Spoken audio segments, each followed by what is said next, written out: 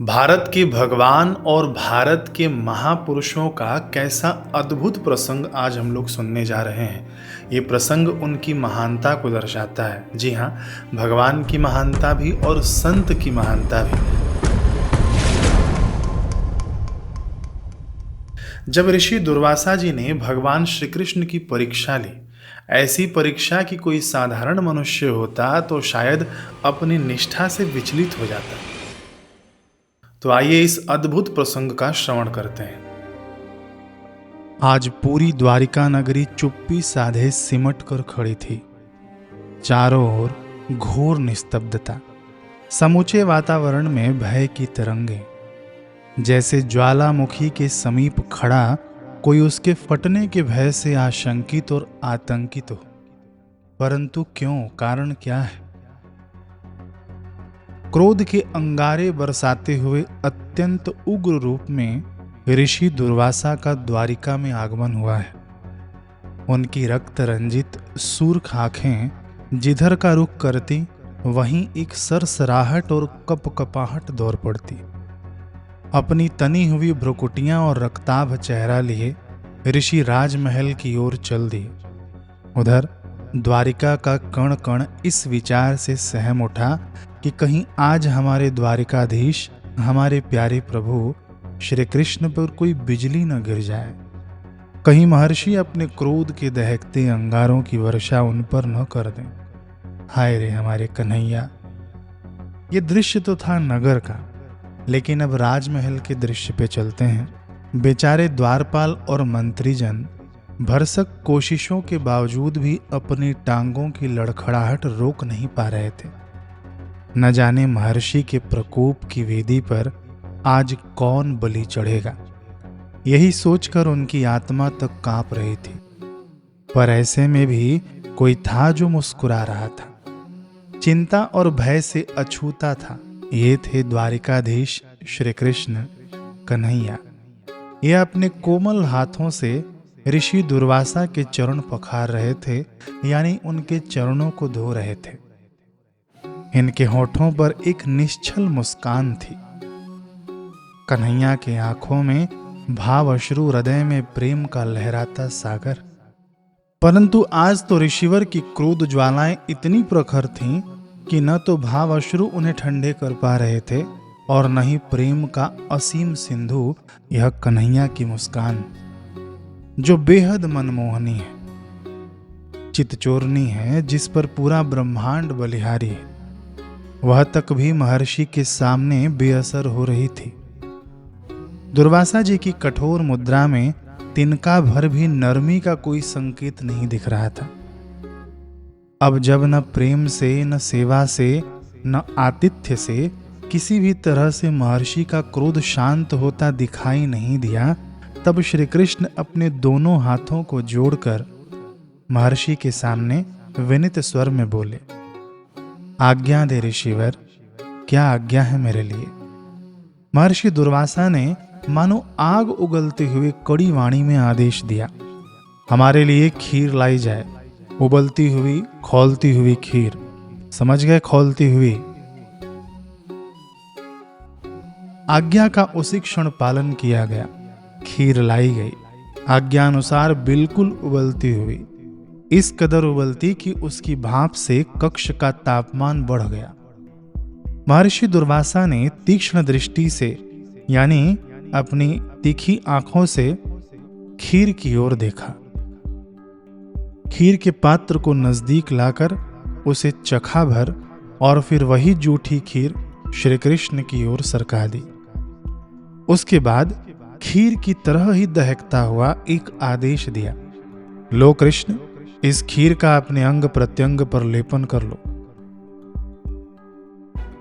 जूठी खीर का आलेपन, वह भी इस कदर खौलती हुई खीर का। यह क्या कह दिया ऋषिवर ने? इस आज्ञा का पालन करना तो बिल्कुल ऐसा था जैसे भभकती अग्नि की लपटों के बीच जा बैठना। जिसने सुना उसके चेहरे का रंग उड़ गया, कक्ष में मौन पसर गया, सब नितांत सुन्न खड़े रह गए, बस प्रभु श्री कृष्ण को छोड़कर। कन्हैया के चेहरे पर न तो शिकन की और न भय की एक लकीर तक उभरी।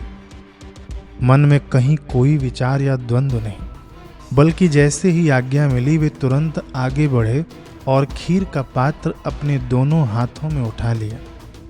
फिर उस पात्र को श्रद्धापूर्वक अपने सिर माथे से लगाया। वाह रे कन्हैया! उसके बाद बेझिझक अपना हाथ खौलती हुई खीर में डाल दिया। अंजुली में खीर भरकर जब यह हाथ पात्र से बाहर निकला तो उस पर लाल लाल फफोले उभर चुके थे।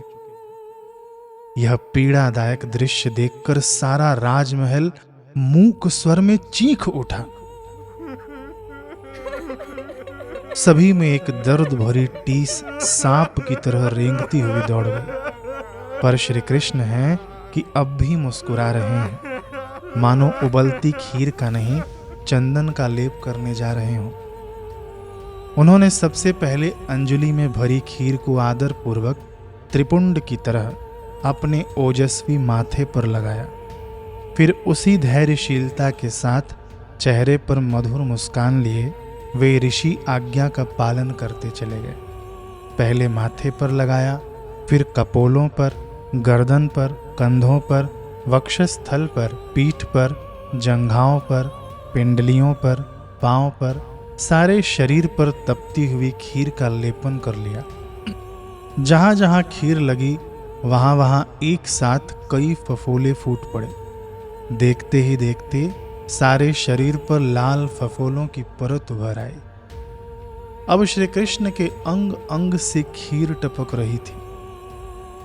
धुआं उठ रहा था, भयंकर छाले पड़ गए थे, पर फिर भी उलाहना का हल्का सा स्वर तक नहीं उभरा था, न मुख से न मन से। बस आज्ञा पूरी करके वे फिर अपने दोनों हाथ जोड़ खड़े हो गए। परंतु ऋषि दुर्वासा प्रसन्न होना तो दूर बल्कि और उग्र हो गए। उनका मुखमंडल तपे सूरज सा लाल हो उठा। तीखी और तीव्र मुख मुद्रा बनाते हुए वे तमक कर बोले, अब हम अपने आश्रम वापस लौटेंगे। यह कहकर वे सिंहासन से उठे और तेज कदमों से राजमहल के द्वार की ओर चल दिए। श्री कृष्ण भी हाथ जोड़े और सिर को झुकाए पीछे पीछे चल पड़े, महर्षि को आदर सहित विदा करने के लिए। परीक्षाओं का दौर अभी यहाँ समाप्त नहीं होता है। अभी तो भगवान श्री कृष्ण के पूरे शरीर पर छाले पड़े हुए हैं। उनके हाथों पर भी छाले, कंधों पर भी छाले, मुंह पर और पीठ पर भी छाले हैं। इतने से भी ऋषि दुर्वासा जी का मन नहीं भरा। द्वार पर एक शाही रथ तैयार खड़ा था। ऋषि दुर्वासा जैसे ही रथ के समीप पहुंचे, उन्होंने विचित्र आज्ञा दी। सारथी से कड़े स्वर में कहा, सारथी, रथ के दोनों घोड़ों को खोल दो। घोड़े खोल दिए गए। अब ऋषि दुर्वासा ने विचित्र से भी विचित्रतम आज्ञा दे डाली। ऐसी आज्ञा जिसकी टंकार से सारी सृष्टि दहल उठी। आकाश बिजली की चमक से कौंध उठा। देव, गंधर्व, मानव सबका कलेजा लुहार की धौंकने की तरह तेजी से धधक धधक करने लगा। ऋषि ने श्री कृष्ण की ओर देखते हुए कहा पैनी नजरों से, कृष्ण, क्या तुम हमें हमारे आश्रम तक छोड़कर नहीं आओगे? कन्हैया समझ गए। गुरु का इशारा भर ही काफी था।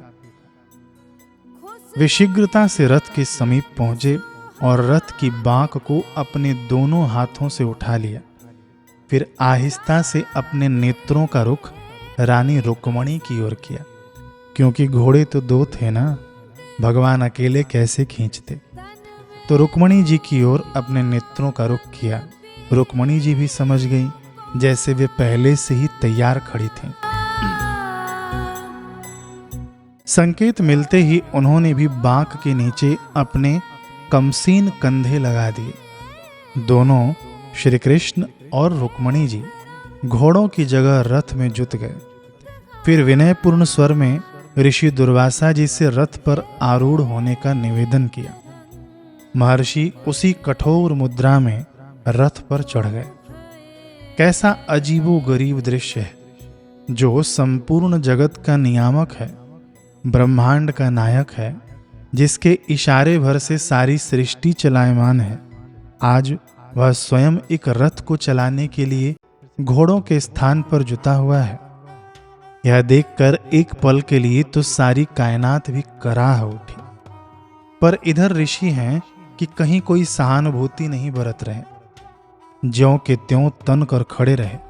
ऐसा लग रहा था जैसे आज क्रोध और कठोरता की मिसाल का एक नया इतिहास रचा जा रहा हो। श्री कृष्ण और रुक्मणी जी अपने पूरे सामर्थ्य के साथ ऋषि आज्ञा में रथ को खींचने लगे। चलते हुए उनका कभी राह के रोड़ों से संतुलन बिगड़ जाता, तो कभी कोमल चरण लड़खड़ा जाते। पर मन में कहीं कोई असंतुलन नहीं, भावों में कहीं कोई लड़खड़ाहट नहीं। बस अनवरत एक ही प्रार्थना प्रवाहित हो रही थी कि हे ऋषिवर, प्रसन्न हो जाइए, आप प्रसन्न हो जाइए। परंतु उनकी यह विनीत पुकार मानो दुर्वासा जी के आक्रोश से टकरा कर वापस लौट रही थी। आखिर क्यों कर रहे थे ऋषिवर ऐसा? क्यों इतने निर्दयी और सख्त बने हुए थे? और श्री कृष्ण साक्षात भगवान क्यों इस कठोर आज्ञा को शिरोधार्य कर रहे थे? आज ये प्रश्न राजमार्ग पर खड़े हुए हर द्वारिकावासी के मन पर दस्तक दे रहे थे। राजमार्ग तय होने के बाद महर्षि दुर्वासा ने रथ रोकने का आदेश दिया। रथ को खींच रहे कदमों ने आदेश पाकर खुद को थामा। ऋषि रथ से नीचे उतरे। एकाएक उनकी मुख मुद्रा बदली। जब नगर के बाहर चले गए तब ऋषि ने अपनी मुख मुद्रा बदली। चेहरे से जेठ की तपिश उतरी और सुबह की गुलाबी छटा छिटक आई। आंखों में अनन्य स्नेह और ममता का सागर हिलोर उठा। होठों पर एक मधुर मुस्कान खिल गई। स्वयं अपने हाथों से श्री कृष्ण और रुक्मणी जी को रथ की बांख से मुक्त करते हुए ऋषि दुर्वासा जी ने कहा, वासुदेव, तुमने सच में आज हमें प्रसन्न किया है। तुम हमारी सारी परीक्षाओं में उत्तीर्ण हुए। वाह रे भारत के संतों, वाह रे भारत के महापुरुषों, ऐसे महापुरुष हमारे भारत में हो गए कि साक्षात भगवान की परीक्षा भी ले सकते हैं। यही योग्यता प्रत्येक मनुष्य में है। ऋषि दुर्वासा जी आगे कहते हैं कि तुम्हारी हर पड़ाव पर विजय हुई कृष्ण, और कृष्ण आने वाले कल में इस युग की पृष्ठभूमि पर एक युगांतरकारी और ऐतिहासिक महायुद्ध छिड़ेगा। तुम्ही उसके सर्वे सर्वा निर्देशक और महानायक बनोगे। एक सारथी के रूप में उसके संचालन की बागडोर संभालोगे। आज तुम्हारे कंधे ने हमारे रथ की बांक का भार संभालकर उस काल के लिए ही अपराजय आशीर्वाद अर्जित कर लिया है। ऋषि दुर्वासा जी आगे कहते हैं कि इसी प्रकार कृष्ण आज तुम्हारे जिस जिस अंग पर उस खौलती खीर का स्पर्श हुआ है वह वज्रांग हो गया है। यानी तुम्हारे जिस जिस अंग पर खीर का लेप किया है तुमने, वह वज्र की तरह मजबूत हो चुका है।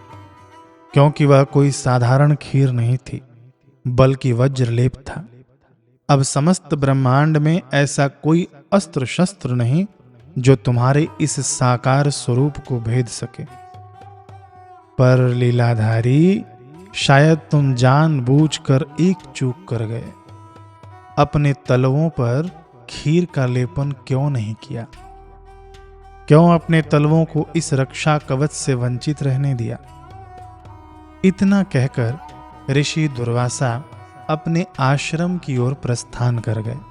श्री कृष्ण और रुक्मणी जी हाथ जोड़े लंबे समय तक महर्षि को देखते रहे, जब तक वे उनकी नजरों से ओझल नहीं हो गए। इतिहास जानता है कि श्री कृष्ण का जो अंग गुरु प्रसाद से अछूता रह गया था, आगे जाकर उसी का व्याघ्र के तीर से भेदन हुआ।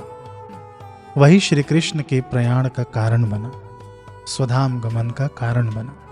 इस प्रसंग से हमको सीखना चाहिए कि गुरु की बूंद भर कठोरता में भी, जी हाँ, फिर से ध्यान से सुनिए, कि गुरु की बूंद भर कठोरता में भी वरदानों का भरा पूरा सागर हिलोरे लेता है।